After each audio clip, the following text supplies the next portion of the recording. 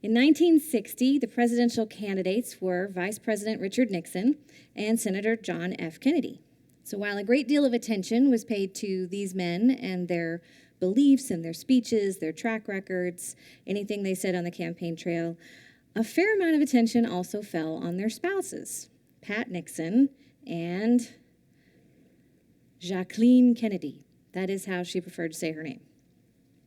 The two women were as different from each other as the men were, but they both supported their husbands' campaigns to be President of the United States. They did so in very different ways. Jacqueline Bouvier was born to a wealthy East Coast family, and in 1947, she was named the Debutante of the Year, which will give you some idea of what circles she moved in. She attended Vassar, she studied at the Sorbonne in Paris, and she got her degree from George Washington University. And in 1951, she was the inquiring photographer for the Washington Post and Inquirer newspaper in D.C. And that is where she met John Kennedy in 1951, and they married in 1953 in Newport, Rhode Island, in what was then termed the Wedding of the Year. And incidentally, Pat and Richard Nixon attended that wedding. It was a swanky to-do, and they were there. Between 1953, when she married him, and 1960, when he ran for president, Jackie was married to a man who was an up-and-coming congressman, who then ran for and was elected senator. So there was a lot of campaigning. There were lots of publicity moments, politics, and campaigning throughout that whole time. Looking back on these early days, Jackie said, "Politics was sort of my enemy, and we had no home life whatsoever." So she didn't like it much. In 1956, Jackie attended the Democratic National Convention in Chicago, where her husband made a failed bid to be the vice president on the ticket that year. At one point, in order to avoid a reporter, even though Jackie was 7 months pregnant, she literally hiked up her dress and broke into a run to get away from a reporter. And that was the first of many times on the campaign trail that she would try to avoid the press, even while she was playing the dutiful campaign wife. In August 1959, Jackie agreed to do a cover story for Life magazine. This is before her husband had officially declared his candidacy for president. But this magazine article would highlight her role as campaign wife, but also, not coincidentally, raise her husband's profile amongst the women audience of the magazine. In the article, which was titled "John Kennedy's Lovely Lady," she was photographed by Mark Shaw, and he did the cover photograph as well. Author Donald Wilson describes Jackie as, quote, "a self-sufficient girl with an intellectual turn of mind." And he gives the example that once Senator Kennedy lost the notes to a speech that he had planned to end with a quote from Tennyson's poem Ulysses. And rather than have to look it up, Jackie happened to have that poem committed to memory and was able to bail him out of trouble by giving him that last line.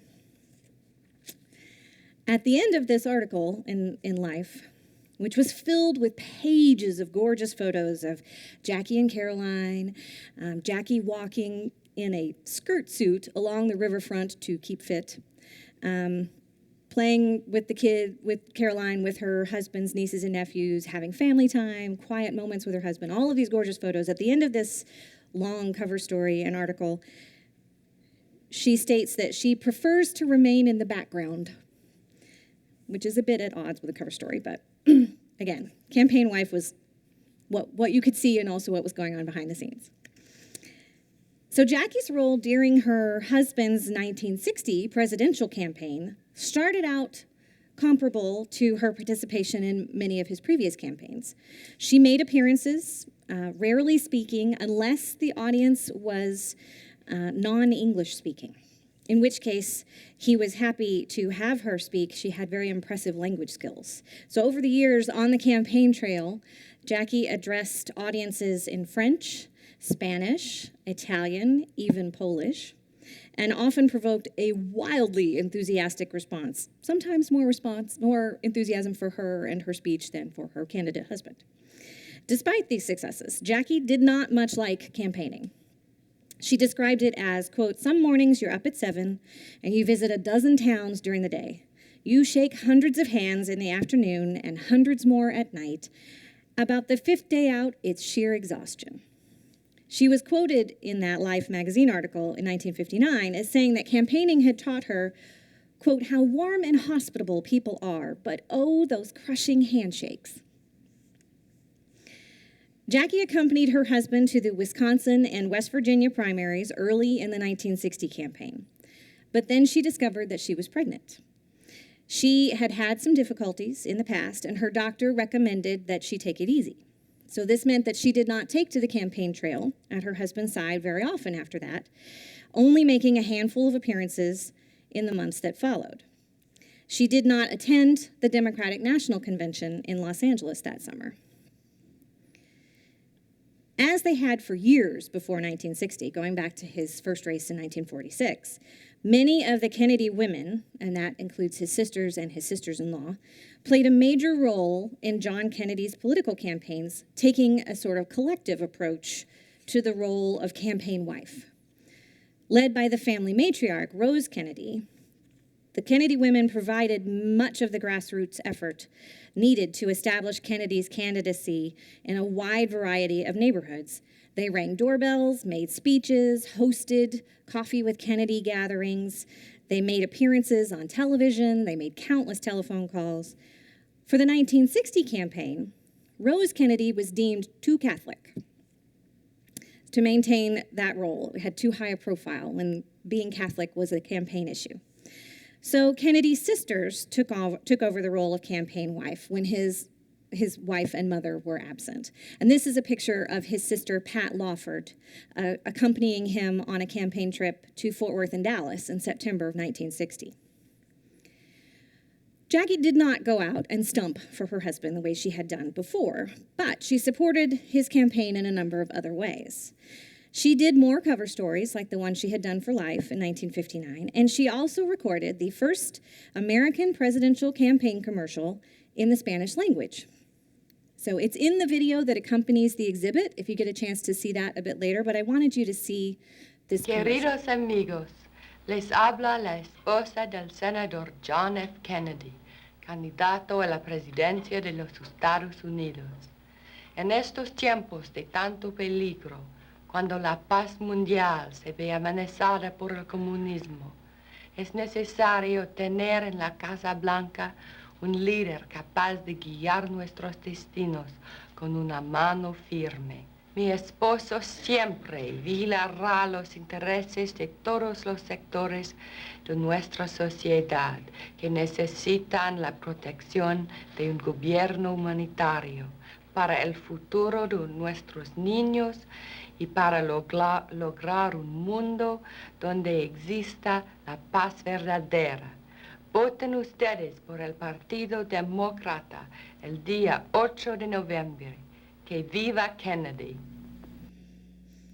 And in October of 1960, just a month or so before the election day, Jackie sat down for a number of different television spots and commercials and interviews, including an interview with leading pediatrician Dr. Benjamin Spock, and an ad that I'm going to show you now, in which she appears to be interviewed by actress Myrna Loy.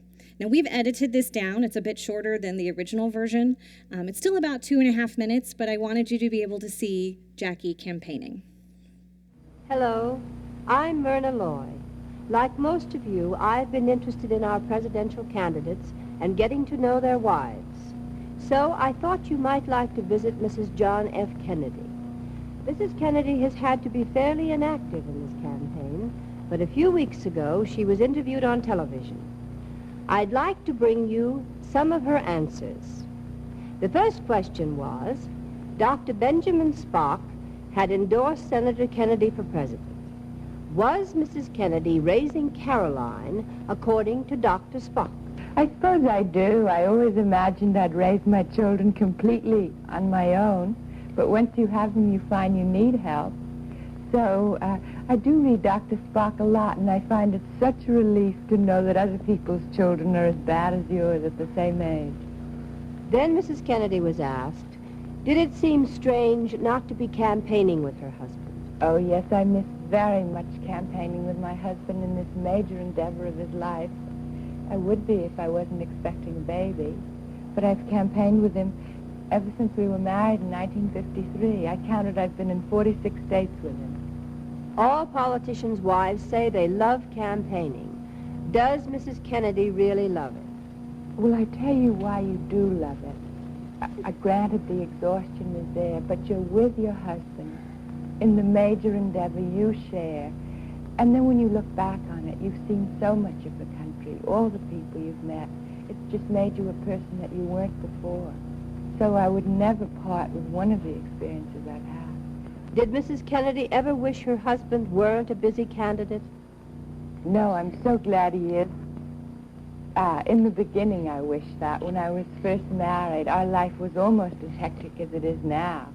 And I found it rather hard to adjust.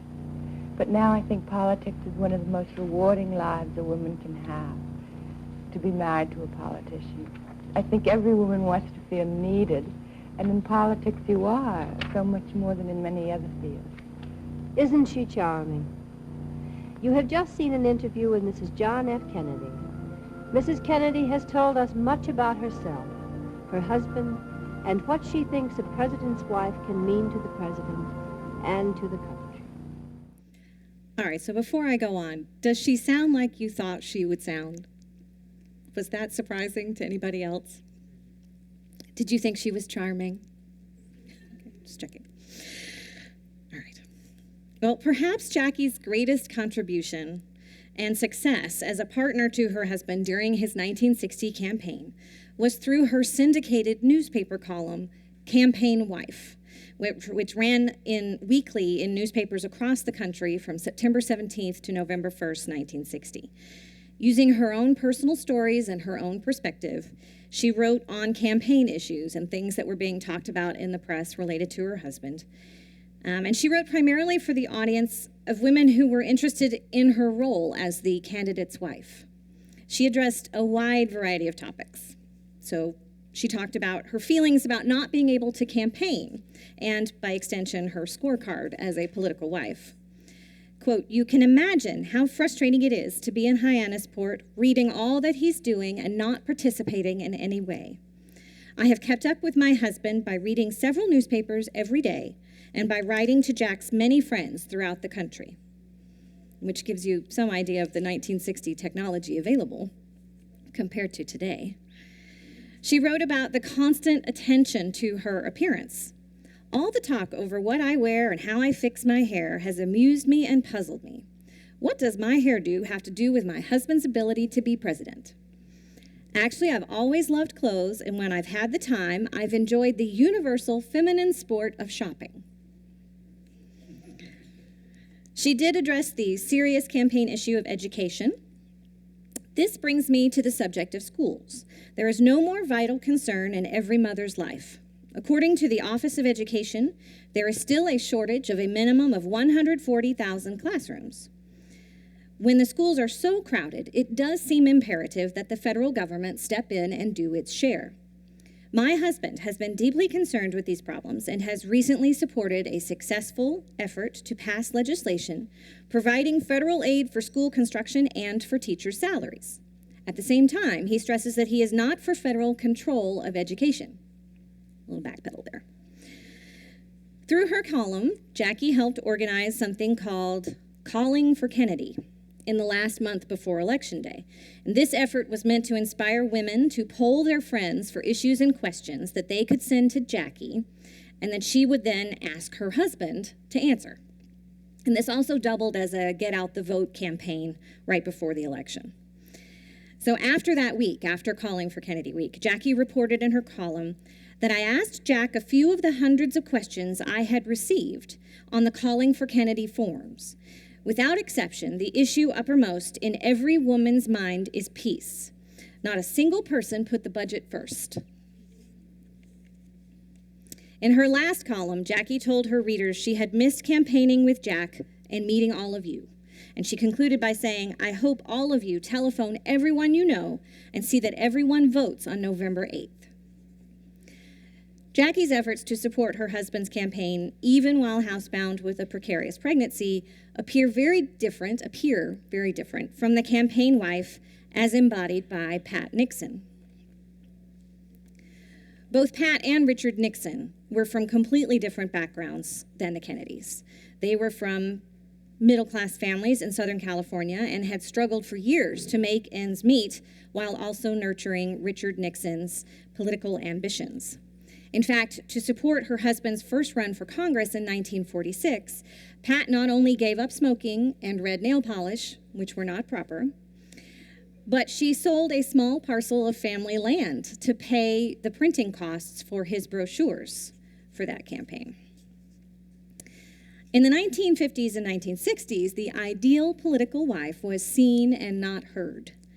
And that was a role that Pat Nixon perfected over the years. She accompanied her husband on campaign trips all over the country, as well as on domestic and international trips as the wife of the United States Vice President from 1952 to 1960. Despite these travels, or maybe because of these travels, she had already made her strategy of political campaigning quite clear. "I don't answer political questions," she said.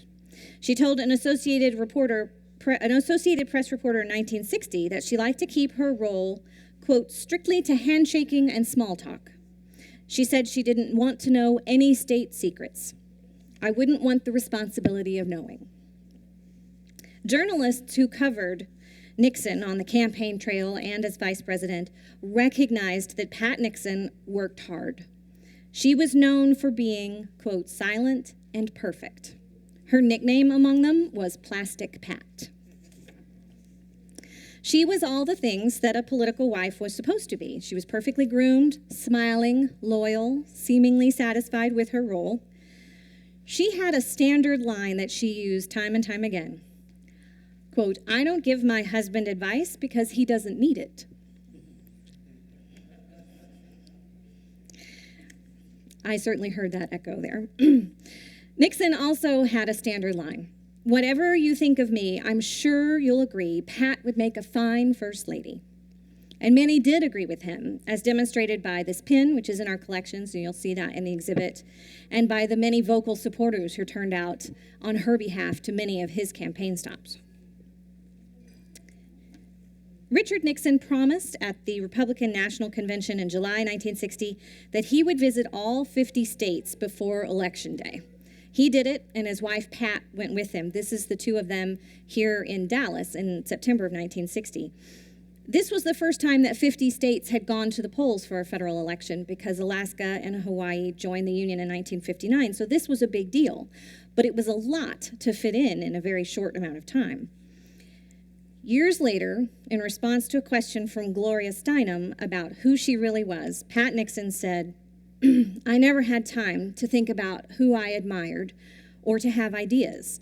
I never had time to dream about being anyone else. I had to work."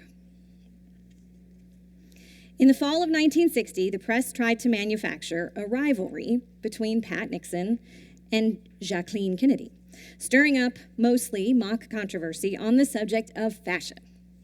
The press suggested that Jackie spent $30,000 a year. This is 1960, $30,000 a year on clothes. A statement that she derided by answering, "I couldn't spend that much unless I wore sable underwear."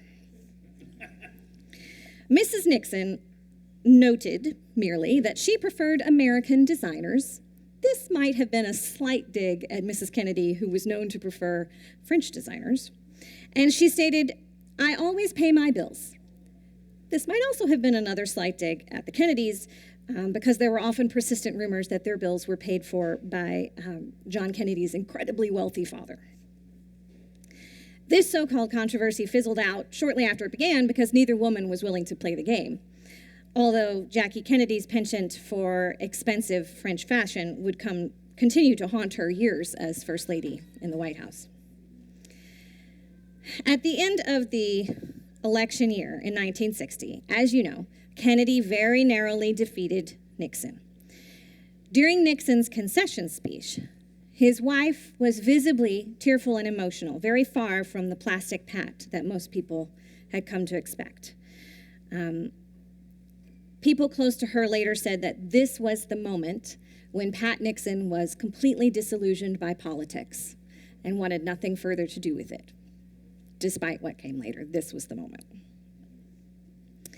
On November 9th, 1960, the day after the election, John F. Kennedy acknowledged his victory and his new role as the president-elect with his very pregnant wife by his side. You can't really tell in that picture, but she's very pregnant. Only 2 weeks after this, she gave birth to John Jr.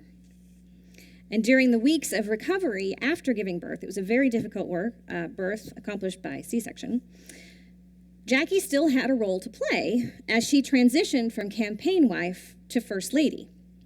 She was interviewed by Look magazine within weeks of this having John Jr. about which first lady she admired most. And she wrote to her mother-in-law how she answered that question. I said Mrs. Truman. She kept her family together in the White House under the bright, hot heat of the limelight that suddenly hits a president. She kept her own values as before. That is what I wanted to do more than anything. I didn't want to go into coal mines like Mrs. Roosevelt or be a symbol of elegance like Dolly Madison. I just wanted to have a normal life for Jack and the children and me. Continuing that transition from campaign wife to first lady, Jackie Kennedy began to appoint the people who would be her White House staff. And in a memo to her new press secretary, she made her intentions clear. My press relations will be minimum information given with maximum politeness. Ultimately, both Jacqueline Kennedy and Pat Nixon became first ladies. These are their official White House first lady portraits. Both women, while they were first ladies, restored the White House. Both of them did, although Jackie's restoration was very high profile. She gave a television special for which she earned an Emmy Award, and Pat Nixon's restoration went largely unacknowledged, mainly because her husband wanted it that way. Both women left the White House in sorrow, though for vastly different reasons. And both were eager, very excited to resume lives that had far less publicity and less scrutiny than those that they had led as campaign wives and first ladies. And that's it for today. If you have any questions, please ask them now, and I will let you know that a lot of the things, the books and magazines and articles that I read to prepare this talk are available in the museum's reading room. So if you would like to make an appointment to see them yourselves, please do. Any questions? Yes. Where did she go to high school? It was Miss Porter's, Stephen, do you know the answer to that? It was Miss Porter's something school, finishing school. It was a private school on the East Coast. I don't know if I know the answer right off, but I'll look it up for you later and answer you. Stick around. She went to Vassar first, and she organized for herself to study at the Sorbonne for a year by way of Smith College, but she finished and got her degree at George Washington University. Anyone else? Well, we'll be around here for a while if you want to ask questions. And I encourage you to go spend some time in our exhibit, A Time for Greatness, the 1960 Kennedy campaign. See if you can see hints of Jackie and Pat in there. And thank you very much for coming.